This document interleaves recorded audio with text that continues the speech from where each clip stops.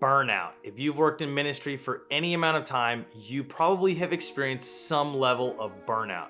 It's almost inevitable whenever I talk to pastors that they struggle with burnout, but it can be super hard to recognize. So today, let's talk about how to recognize burnout and how you can actually avoid becoming burnt out in ministry and just in life in general. Let's get into it. Let's talk about some ways that you can notice that you are maybe getting close to burnout. Number one is I lose passion.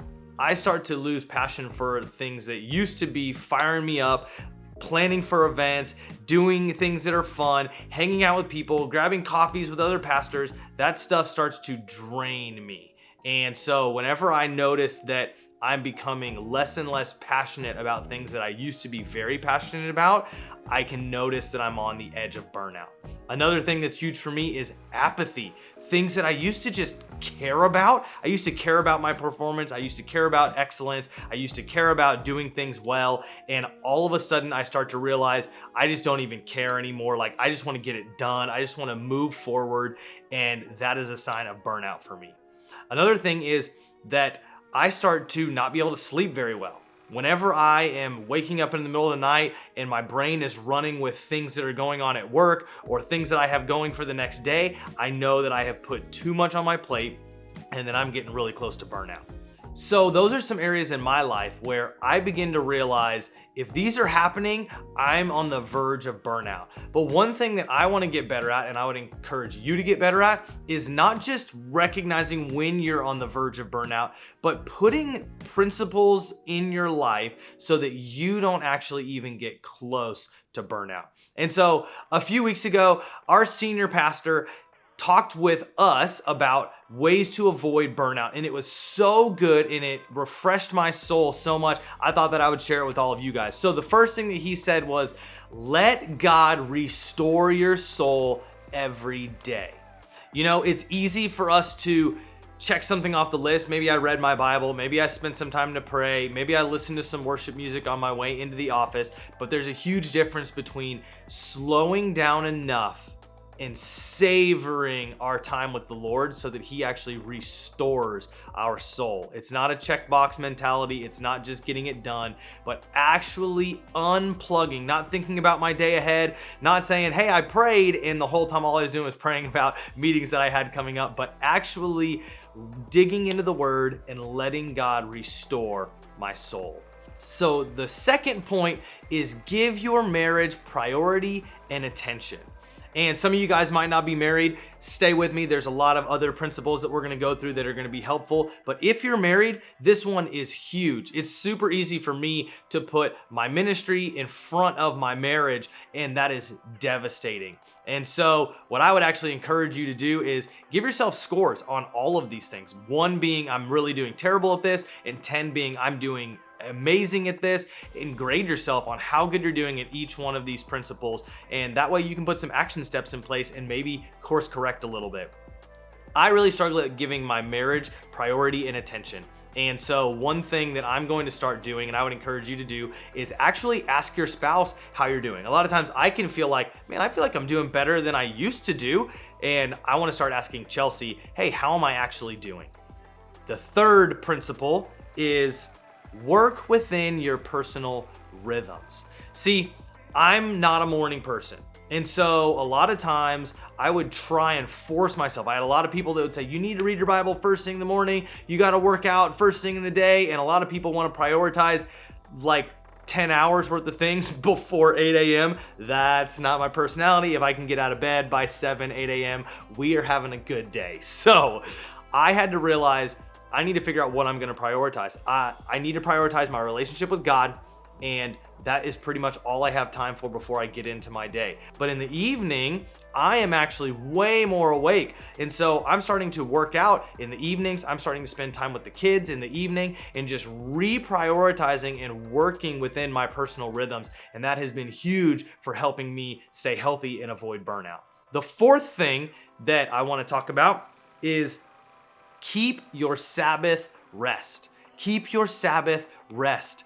It is extremely arrogant for us to think that we can work 7 days a week, full speed ahead, and never rest. And I want to get rid of the myth and the notion that Sabbath is sitting around and literally doing nothing. That doesn't mean that you binge Netflix or you like sit and pray and chant all day long. That's weird. Don't do that. Sabbath is simply doing something that restores your soul while taking a break from responsibilities that really helps us focus our mind on this idea that God is in control. God is the one who builds my ministry. God is the one who moves my life forward, who provides for me, not me working nonstop. And so I would encourage you, keep your Sabbath rest. It's bigger than we could ever think. The fifth thing that I want to talk about is do the things that only you can do and delegate the rest. I'm really bad about this. I like to control things. I like to have a certain level of excellency in the things that happen. And so I'm terrible at delegating. And I've had to realize I can't do everything. I have to trust my team more. I have to trust my wife more to be able to help with things around the house. And we are really having to communicate, my team and me and my wife, and figure out what are things that I need to let go of, what are things that I'm being too controlling in. And I think as leaders, a lot of times we can think that the more that I have my hands on, the better it's going to be because it's going to keep a certain level of excellency. But as a matter of fact, it actually makes things worse. I heard Bishop T.D. Jakes say one time that good leaders touch everything but hold nothing. And that's a weird concept to grasp and to practice, but the more that we can release and just check in on people and let them take the lead and let them run and trust them, the better we're gonna be and the less burnt out we're gonna be. So the next principle is be strategic with your time.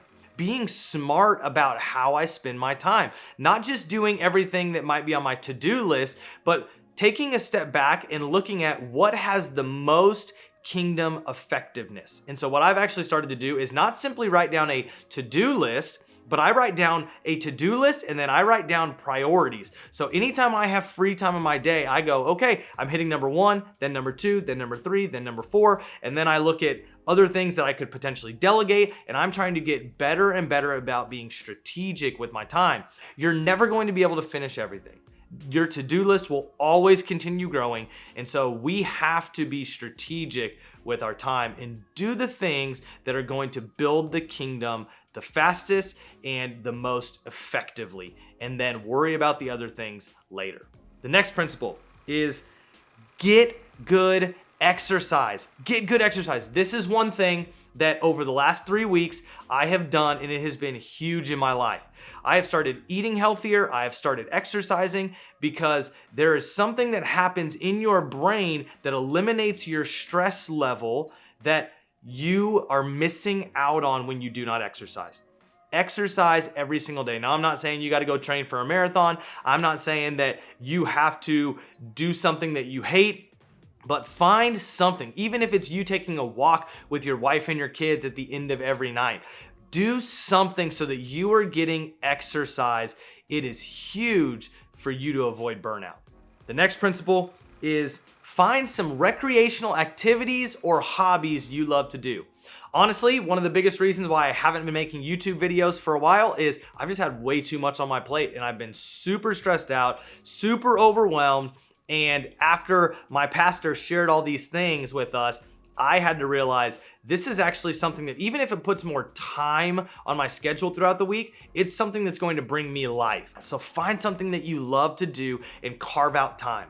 A lot of times we like to tell ourselves that if I take time for myself, then I'm being selfish. And as a Christian and as a pastor, how could I be selfish? I need to spend all of my time pouring into my wife and my kids and my ministry and my students.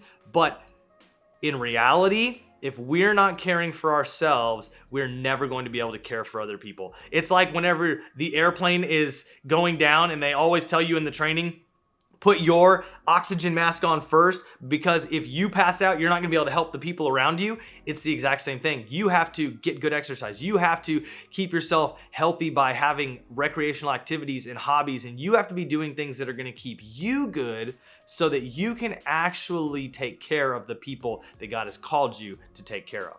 The next principle is Let God heal your anger. This comes down towards the end of the list, and I would say right now at this point, if you're getting any value out of this video, give it a thumbs up. I hope that this is encouraging you. These are in no particular order. These are just all principles that are very important. And so what I would say is this one is huge. If you are holding on to unforgiveness, if you are holding on to bitterness, if someone has hurt you or wronged you and you are unwilling to let it go, you are always going to be struggling with burnout. I can speak from experience as a pastor. People who you invest in, who you feel like you sacrifice so much for them, can attack you. And in this season of COVID, I don't know if you're a pastor or if you're just someone watching this video, but as a pastor, I have never faced so much criticism and personal attack as I have throughout the last year and a half in COVID.